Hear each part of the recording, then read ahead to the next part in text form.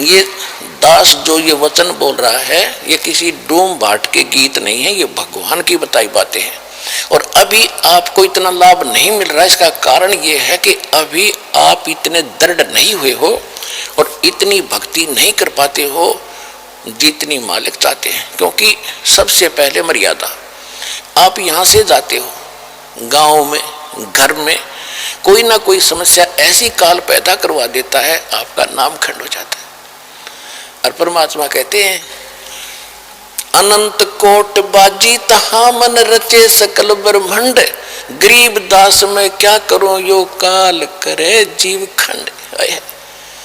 परमात्मा गरीबदास महाराज जी को, उस प्यारी आत्मा को बता रहे हैं कि गरीबदास जी को बता रहे हैं कि मैं इतना समर्थ हूं, मैंने सारे ब्रह्मांड रच रखे।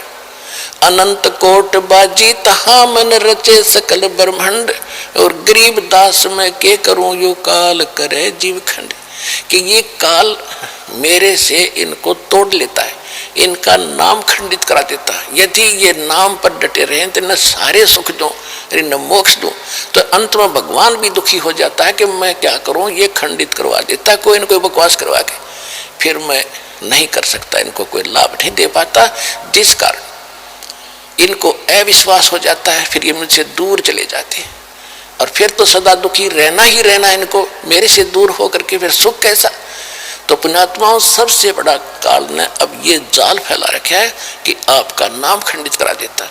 फिर आपको आपत्ति आनी है, से नाम भी ले रखा है, फिर अविश्वास हो जाता, वहां भी गया था मुझे कोई लाभ नहीं मिला, चलो कहीं और धक्के खा ले। तो फिर तो धक्के यहाँ से जाने के बाद, लेकिन इस ज्ञान के बाद आपको ऐसा विश्वास हो जाएगा जैसे काग जहाज का, फिर सूझ जाए और डठोर।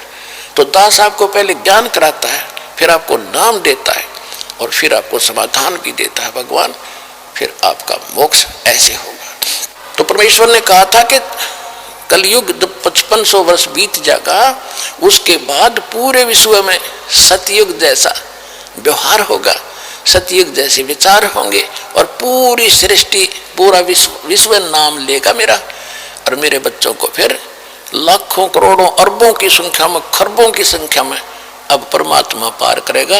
आप दृढ़ता से लगे रहना दास के विचारों पर विश्वास करके, ये भगवान के विचार है।